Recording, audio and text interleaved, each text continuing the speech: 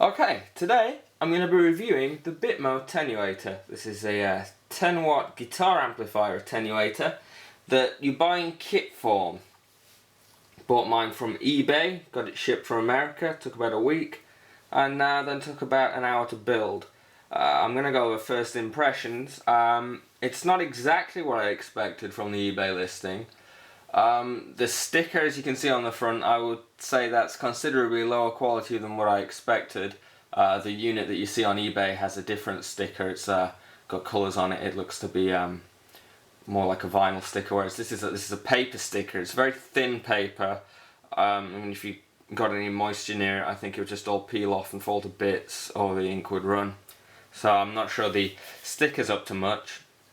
The enclosure is made of plastic.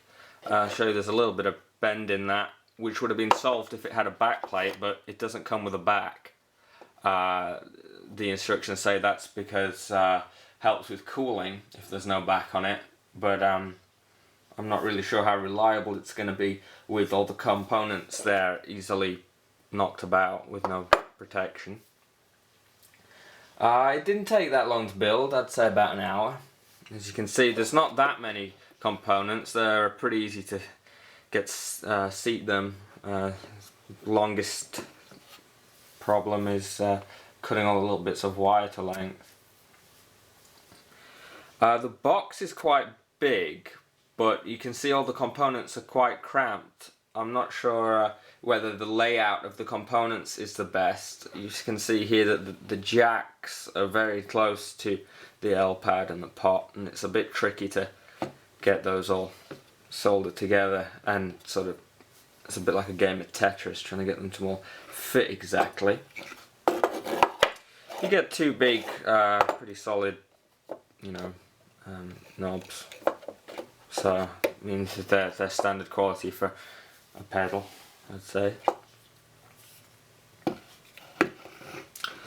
In use, this white bit here gets pretty hot, so you want to make sure that's away from other components. As I say, there's a lot of spare space here where it would have been better to have things, but I'm sure that the layout works fine, apart from it being a bit complicated to build.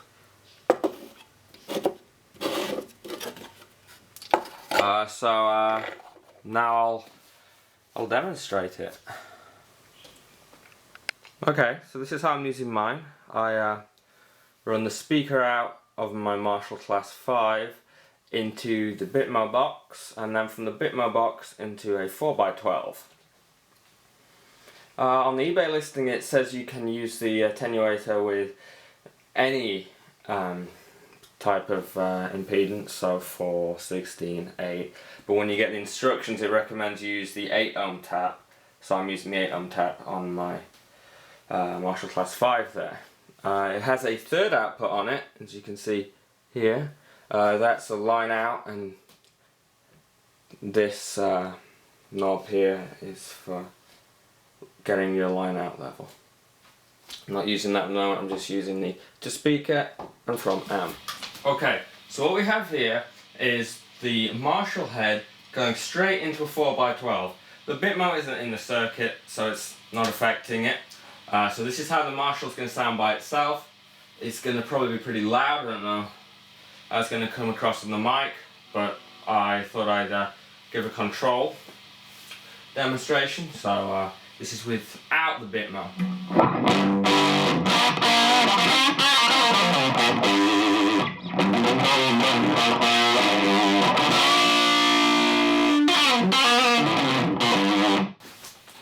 Okay, now we have the Bitmo between the Marshall head and the 4x12.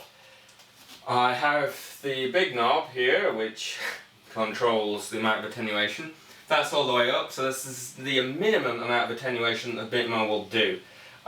It's already quieter than if I was running straight into the 4x12, but I put this down to running the 8 ohm out into the Bitmo into a 16 ohm cabinet. It's not going to damage the amplifier, it's going to make it work a little bit more for a little bit less volume. but it's the setting that the Bitmo instructions recommends, that if I can get away with using 8 ohm, that I should use 8 instead of 16. So this is the same amp settings, and I'm using the Bitmo cranked all the way up.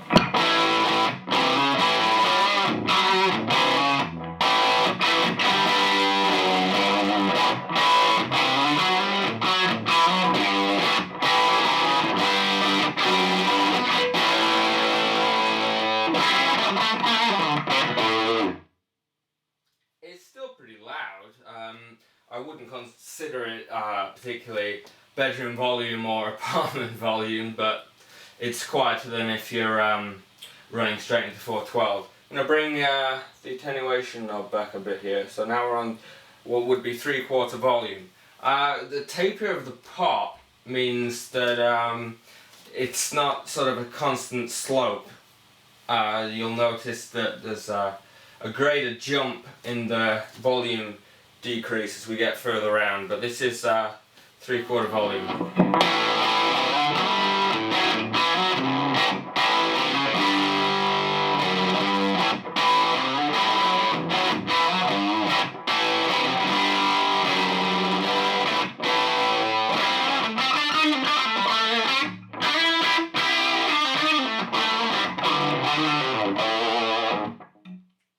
Okay, it's a little bit quieter.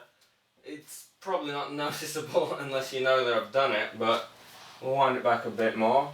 What you're not really going to be able to tell without being in the room is the... it's not really shaking the room as much, but I don't really know how much of that is going to come across on YouTube, but hopefully we'll be able to tell the tone changes or lack of tone changes from winding down the attenuator. So we're on halfway now with the attenuator.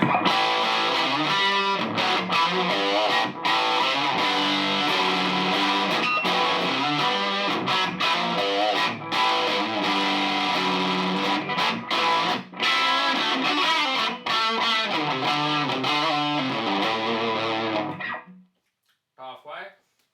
Yeah, I mean, if you compared that to the full-blown straight Marshall into cab, I'd say that's probably about half volume now.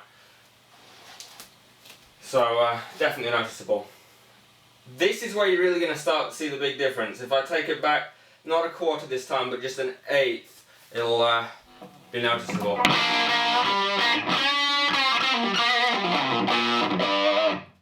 I can almost talk over that, but I'm not sure how much is going to come across on the mic.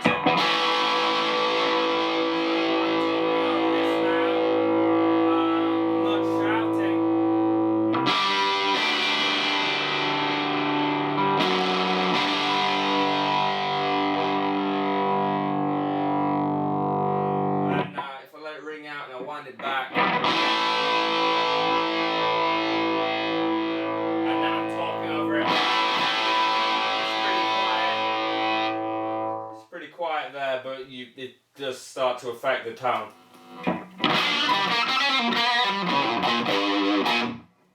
It starts to sound more squashed and compressed, and I'd say if you're bringing it down this far and you're using the Marshall Class 5 head, then you're better off using the headphone trick, because it's pretty much the same difference here. And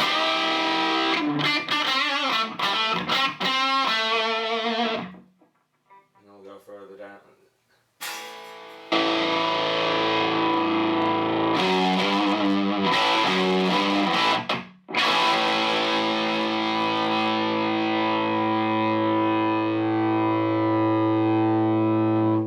Components inside starting to get a little bit warm now. But yeah, that's winding it down. What I would say to conclude is it does what it says it's going to do. You put it between your 5-watt head and your cabinet, and you wind it back, and it reduces the volume. It doesn't colour your tone too much until you get really low down, and if you're having to wind it down that much, then this probably isn't what you need. You probably need a solid state amplifier. For the price, if I was to do it again, I would probably consider other units before buying this one. Mainly because it took quite a while to get everything together. The main problem with it is the plastic container, the box, it doesn't come pre-drilled. So before you even get onto anything, you have to drill it. But I don't have any buyer's remorse from buying this. It does exactly what it says, and if you enjoy building stuff, like I enjoy building pedals, so it wasn't a big deal. I had fun building it. And because you built it yourself, you can fit it in other enclosures and do whatever you want with it, experiment with it, etc. But most of the problems that I've mentioned are merely cosmetic, and really, for the price, it does exactly what it says it's going to do, and I have no problems with it. It works great. Thanks for watching. I hope this was useful for you if you're considering buying or building this unit, and I will answer any questions about it.